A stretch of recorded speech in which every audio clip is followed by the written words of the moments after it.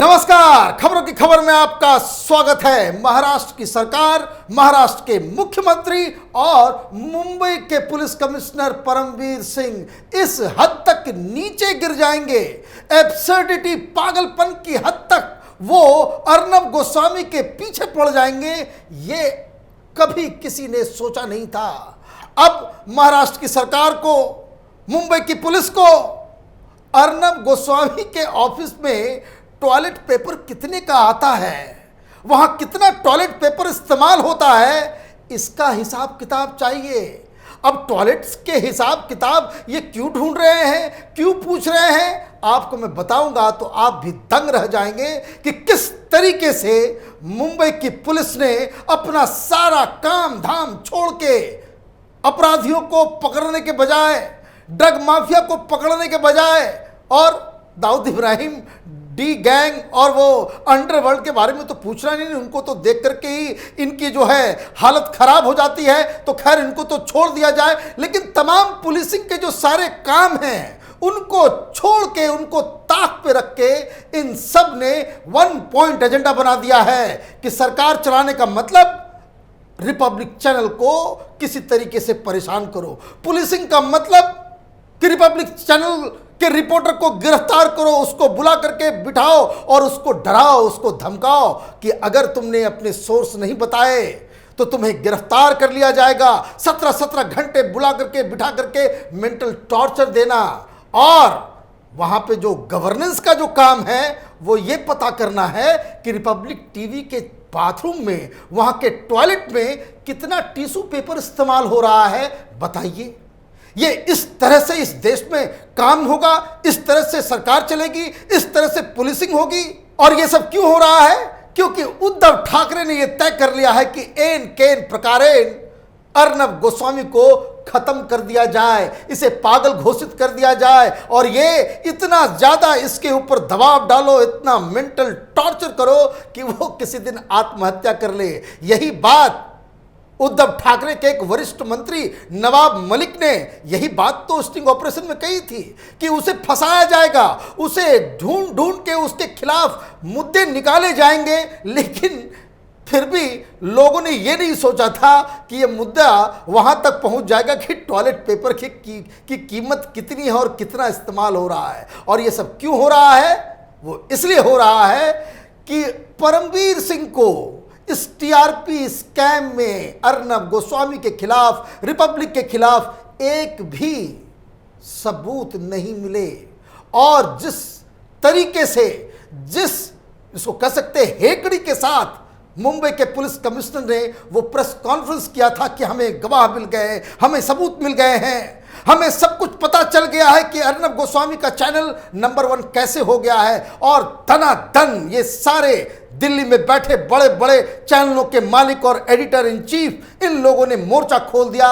एक दिन में ऐसा माहौल इन लोगों ने बना दिया कि किसी तरीके से अर्नब गोस्वामी को जेल के अंदर डाल दिया जाए। और अब इनके मुंह में दही जम गई है, किसी की हिम्मत नहीं पड़ रही है। ये सारे कायर लोग जो टेलीविजन चैनल में 9 बजे के रात में प्रोग्राम करते हैं प्राइम टाइम पे, इनके चेहरे को देखिए, इनके चेहरे में वो शर्म भी नहीं है कि किस तरीके से इन लोगों ने एक ईमानदार पत्रकार के खिलाफ एक मुहिम छेड़ी थी। अब इनके चेहरे के ऊपर कालीख पुत गई है। वैसे जिस तरीके की चीजें हो रही है उससे तो एक बात साफ है कि ये जो दलाल किस्म के पत्रकार हैं, ये दलाल किस्म की जो टेलीविजन चैनल हैं, वो तो उसके साथ नहीं खड़े होंगे, लेकिन देश की जनता अर्नब गोस्वामी के साथ पुरजोर तरीके से खड़ी है। जिस तरीके से सोशल मीडिया में, ग्राउंड में जिस तरह से लोगों का समर्थन मिल रहा है, उससे एक बात साफ है कि ये तमाम ये कौरवों की जो सेना है, जहां एक तरफ धृतराष्ट्र, एक तरफ दुशासन, दुर्योधन जैसे कायर लोग जमा थे, उन लोगों की हार हो गई है और अर्नब गोस्वामी जीत गया है। अब जब टीआरपी स्कैम में कुछ नहीं मिला, तब इन लोगों ने परमवीर सिंह के जरिए एक दूसरा कुकर्म करने की कोशिश की। इन लोगों ने कहा कि भाई अब पता करो कि टेलीविजन चैनल में क्या क्या गड़बड़ियां हैं, कहां कहां इसने पैसे का उलटफेर किया है, कहां कहां हिसाब में कमी रह गई है, उस लूप होल को निकालो और उसके बाद उसके ऊपर कार्रवाई करो। और ये दिमाग किसने दिया होगा? ये दिमाग तो इसी टेलीविजन चैनल वालों ने दिया होगा, जिनका आधा काम ब्लैक एंड व्हाइट में होता है। 1-2 का 4, 4-2 का 1। एक एक चुनाव में किस तरीके से ये एक एक गेस्ट से, एक एक उम्मीदवार से पैसे लेकर के काम किया करते हैं, ये दुनिया से किसी से छुपा हुआ है? वो कौन सा चैनल है जो खड़े होकर के ये कह सकता है कि हमारे हिसाब को देख लो और ये बिल्कुल सही है? हम लोगों ने कभी 2 रुपए भी ब्लैक में किसी से नहीं लिए। ये हिम्मत है किसी में कहने का? नहीं। तो ये क्या है कि जितने ये जो टेलीविजन चैनल चल रहे हैं, इसमें उल्टा पुल्टा जो काम होता है, तो इन्होंने कहा होगा कि जिस तरह से सारे लोग हम लोग करते हैं, अर्नब गोस्वामी भी वही करता होगा, तो उसके पीछे पड़ जाओ, पता करो कि टॉयलेट में ये जो टिश्यू पेपर इस्तेमाल होता है, ये नैपकिन, सैनिटरी नैपकिन जो लोग खरीद के लाते हैं, वो कितने में लेकर के आते हैं, उसका पैसा किसको दिया जाता है? कारपेट जो लगाए हैं उसने न्यूज़ रूम में, उसकी कीमत क्या है? उसका बिल है या नहीं है? ये पता करो कि कितना वहां पे चाय बनाने वाली मशीन में कितना चाय रोज निकलता है, उसकी कीमत कितनी आती है, क्या उसका हिसाब किताब है या नहीं है? ये भी पता करो कि ये सारे जो रिपोर्टर्स हैं, उन्होंने किससे किससे लोन लिए हैं, उनका खर्चा क्या है, उनका इनकम टैक्स रिटर्न क्या है। ये तमाम ये वाहियात किस्म का जो प्रपंच मुंबई पुलिस कर रही है, उससे एक बात तो बिल्कुल साफ हो गया है कि ये महाराष्ट्र की सरकार, वहां की पुलिस, इन लोगों ने नियम और कानून को, संविधान को, सब कुछ को इन लोगों ने ताक पे रख दिया है। और विडंबना यह है कि केंद्र सरकार भी चुप है। भारतीय जनता पार्टी की तरफ से आज एक बयान आया बहुत दिनों के बाद, लेकिन वो कम है, क्योंकि ये सवाल सिर्फ अर्नब गोस्वामी का नहीं है, ये सवाल हिंदुस्तान की डेमोक्रेसी का है। हिंदुस्तान में क्या मीडिया वाले स्वतंत्र रूप से काम कर सकते हैं या नहीं कर सकते हैं, या फिर कोई भी सवाल सरकार से पूछेगा, किसी नेता से पूछेगा, पुलिस से पूछेगा, किसी मर्डर केस में कोई सवाल जवाब करेगा, तो क्या आप इस तरह से उसके ऑफिस के अंदर घुस करके आप ये पता करने की कोशिश करोगे कि उसके स्टाफ कितना चाय पीते हैं, उसका हिसाब है या नहीं है?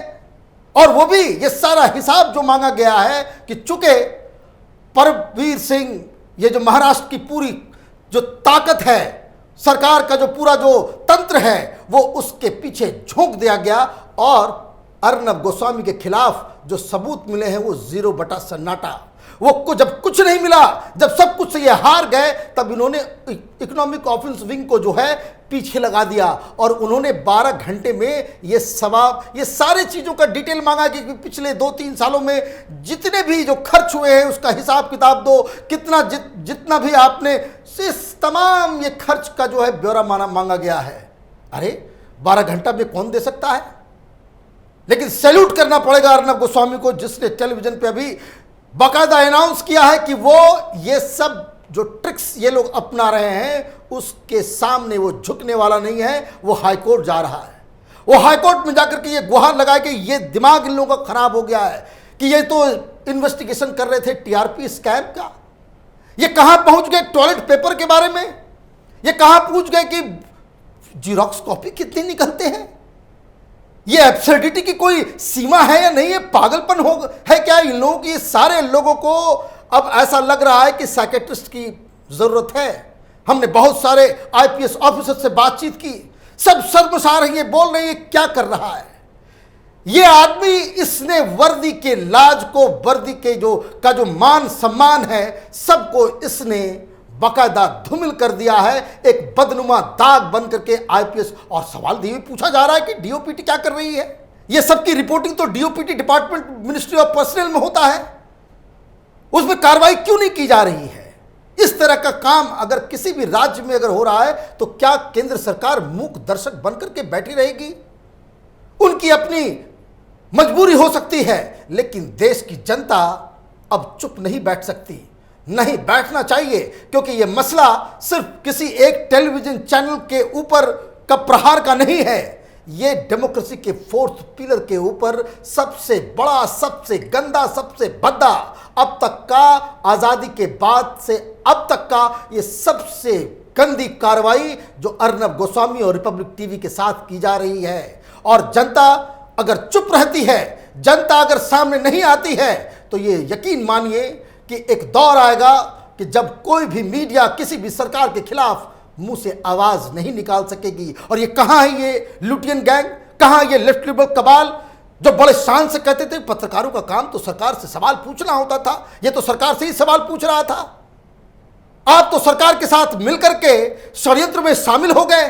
ये तमाम टेलीविजन चैनल वाले, ये तमाम ये जो अखबार वाले, कि अर्नब गोस्वामी बहुत ज्यादा आगे बढ़ गया है, नंबर 1 हो गया है, ये सारी चीजें, एक सबूत उसके खिलाफ नहीं, एक चीज उसके खिलाफ नहीं, लेकिन फिर भी लोगों ने राई का पहाड़ बना दिया।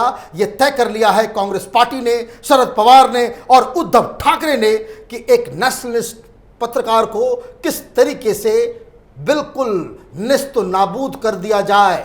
लेकिन इन लोगों को ये बात समझ में नहीं आ रही है। परमवीर सिंह तो रिटायर हो जाएंगे, सत्ता तो आज है, सत्ता बाद में चली जाएगी। कोई भी शख्स, कोई भी पार्टी, कोई भी नेता हमेशा के लिए सत्ता पे नहीं रहता। उसके बाद इनका क्या होगा? ये किस तरह का एक एग्जाम्पल पेश करके जा रहे हैं। और उसके बाद फिर कहीं भी पत्रकारों के खिलाफ कोई कार्रवाई होगी तो ये जो लेफ्ट लिबरल कबाल है, ये जो फ्रीडम ऑफ एक्सप्रेशन के जो चैंपियन स्वघोषित हैं, इन लोगों को बोलने की कोई मुंह नहीं रहेगा। और मैं तो दूसरी बात कह रहा हूं, ये तो मैं बस पासिंग रेफरेंस इनकी हिपोक्रेसी को उजागर करने की कोशिश कर रहा हूं। उनसे उम्मीद भी नहीं है कि ये लोग सच्चाई के लिए न पहले कभी खड़ा हुए थे, न अभी खड़े हैं, न भविष्य में भी ये लोग खड़ा होंगे।